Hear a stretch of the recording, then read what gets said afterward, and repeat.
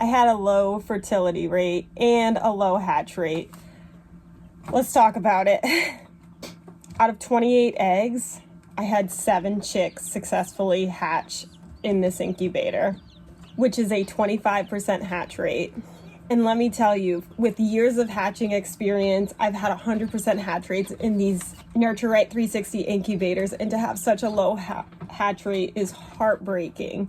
And I'm going to talk to you about the reasons why you can get a low hatch rate, in the hopes that this is going to help you and you can learn from my experiences as well and troubleshoot why you had a low hatch rate. I know why I had a low hatch rate, which for me is because my rooster is old and has a low fertility rate. So I expected a low hatch rate. It is lower than I was actually expecting, but I am thankful for these 7 chicks that I did get to hatch successfully. I did have to help an 8th chick to hatch, but unfortunately that chick was really weak and didn't make it. And a 9th chick that did not hatch on its own and sadly passed away before I could assist with that hatching. So just not the best hatch. However, I thought stack hatching was my worst hatch, which there was a lot of death in that method that I tried, that experiment. If you want to check out that video, I'll link it down below. But with the stack hatching experience, I had a 35% hatch rate, and this was a 25% hatch rate, so not great. I do have chicks over here that have hatched. Yesterday was hatching day. And in incubator number 2, I had 32 eggs as part of my experiment for this incubator. And so far, 1, 2, 3, 4, 5, 6, 7, 8 chicks have hatched. So to calculate hatching rate, I would take those 8 chicks, divide it by the number of eggs. So the number of chicks that hatch, you divide it by the number of eggs you placed in the incubator, which was 32. So 8 divided by 32, and then you take that number and times it by 100. That gives you your hatch rate. However, with yesterday being hatch day, there's still time for more chicks to hatch. So I'm hopeful that we will get a better hatch rate. But if we just have 8 total out of 32 eggs, 8 divided by 32 equals 25 times 100 would be a 25% hatch rate. So identical to this hatch rate. Different number of eggs, but also different number of chicks hatch. So 25%, not great at all for hatch rates. We want 100%. But in order to get 100% hatch rate, there are 8 key factors that you need to be sure that you are on par with to make sure you're going to get that great hatch rate. So what are those 8 things? Okay, there's temperature, humidity, egg turning, ventilation, having a good incubator that is sanitized correctly, good handling of the eggs and egg storage, fresh eggs, and quality chickens that have a great fertility rate. So those 8 items, let's talk about those in more detail. I do use the Nurture Right 360 incubator. I've got 3 of them. They are a really good incubator. And it's important that when you do the settings, you do set it for the correct hatching temperatures, which is for chickens 99.5 degrees Fahrenheit. And these incubators do come with instructions which tell you to set it for 99.5. But to get the temperature right, it is essential that you are double checking, triple checking what the incubator is saying and what it's actually reading inside of the incubator. And that's where external thermometers come in. So double check it, triple check it, quadruple check it if you have to. I use this more for my heating pads on the bottom, which is totally a game changer, secret to 100% hatch rate. I got a video all about it. You should check that out as well. But make sure that temperature is on point and stays on point, because that will definitely affect your hatch rate. So in this case, I was meticulously checking, and temperature, we were good. Next up too, humidity. Making sure your humidity is not fluctuating all over the place. Not an easy thing to do, definitely depending on the season that you're in, the climate that you're in. It can totally change from season to season, whether you're winter hatching, spring hatching, summer hatching. And so you need to pick a method that's going to work well with your area, with the time of year, the incubator you're using. It's tricky, I'm not gonna lie. There's a lot of tips and tricks that we can talk about with humidity, and I have tested out different methods like dry hatching, the shoelace method, so that it can wick the amount of water it needs in your incubator. Definitely great ways to hatch to make humidity way more simple. Now the NR360, the instructions want you adding water and continuously monitoring humidity levels. You can get a hygrometer. That is so tough to say, which actually checks your humidity level in the room, as well as you can put it inside the incubator to check your humidity there. Making sure that the humidity is steady and hospitable to the chicks and embryos that you are growing in the incubator is really important. Now, in my experience, I have done well with, as long as humidity levels didn't spike crazy high. I'm okay with a lower humidity in like 25 to 30% with dry hatching. Most of these stayed in the upper 20s, lower 30s with dry hatching that I did here.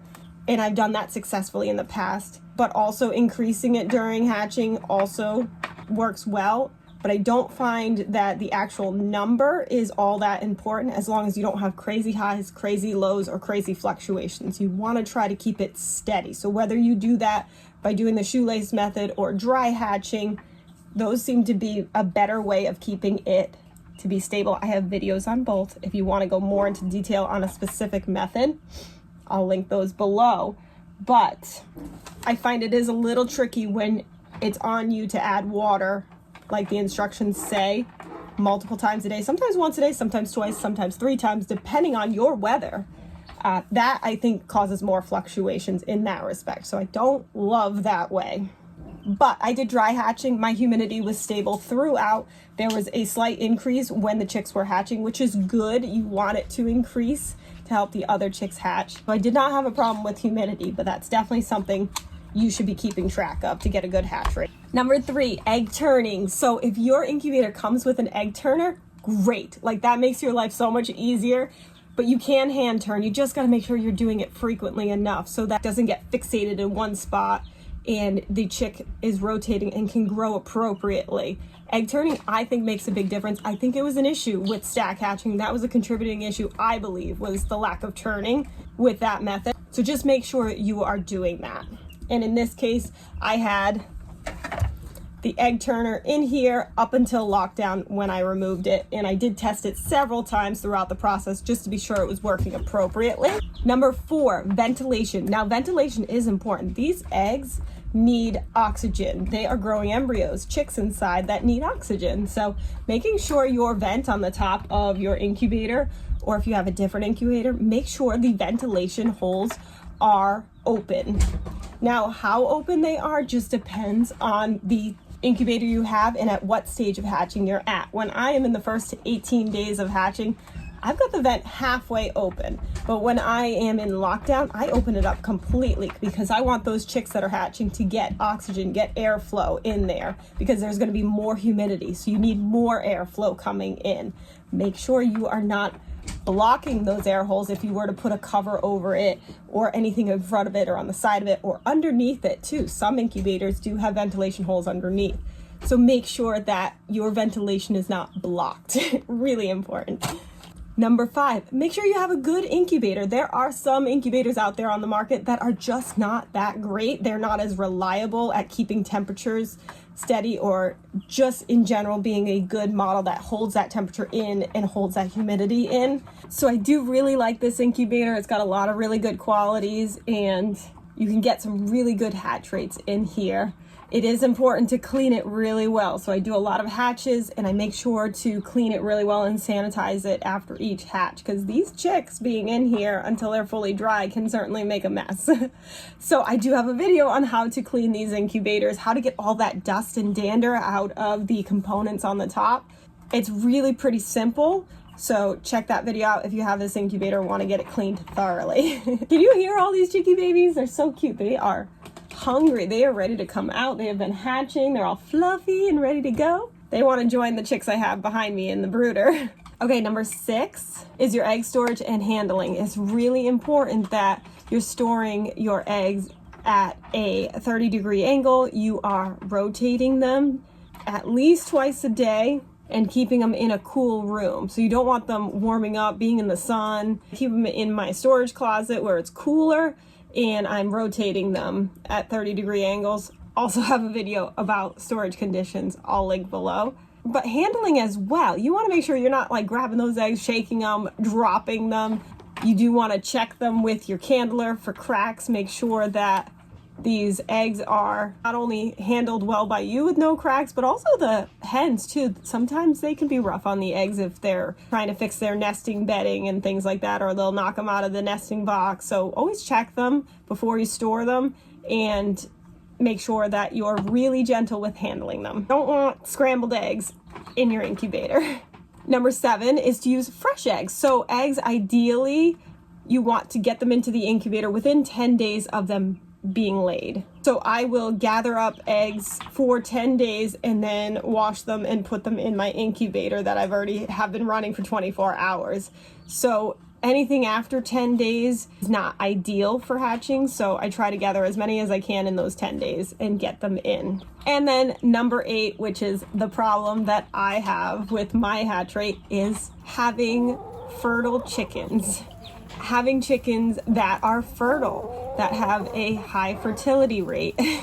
So while I have a bunch of really good hens that are younger that I'm using in my breeding flock, I have one rooster in my breeding program currently that is about 6 years old, and unfortunately, even if you have a great rooster, their fertility rate does decrease as they age. So their optimal fertility is from 6 months to 2 years of age. Sometimes 3 years of age they can still have a high fertility rate, but it definitely takes a decline as they age, which means that even if they are mating with your hens, they may not actually be fertilizing all the eggs. So their success is not always successful.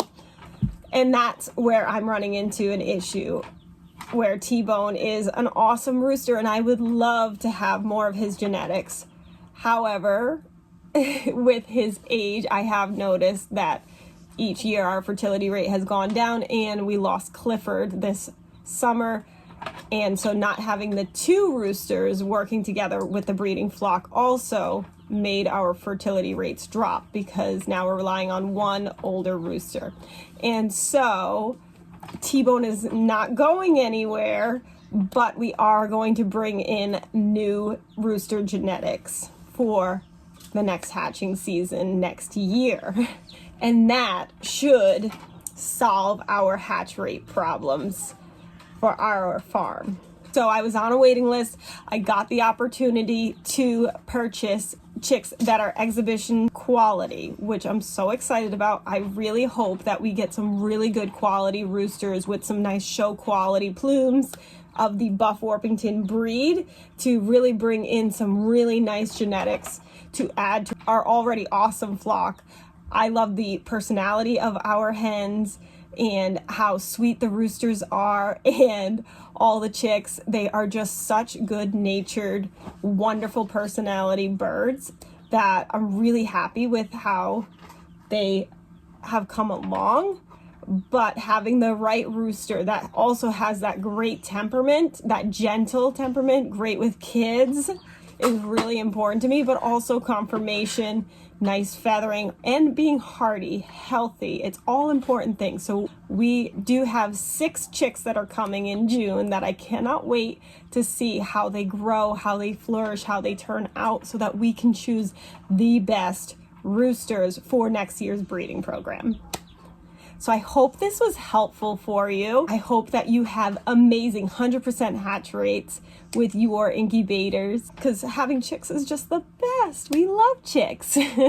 And the 7 chicks that hatched, they are going to their new homes this evening all together, which is awesome. I love that they're going together. And then these 8 chicks, they will be moving into the brooder this evening, and I will be watching these other eggs for pips. But of course, if anybody is pipping, they won't be moving just yet. I want to make sure that we don't cause any issues, because you don't want to open this up if somebody is trying to come out of the shell, because that fluctuates your humidity and can cause the chick to get vacuum sealed into the egg that they're hatching out of. So we will be very careful with that. And then my 3rd incubator over here has 11 days to go till hatch day. So more chicks coming. Cannot wait.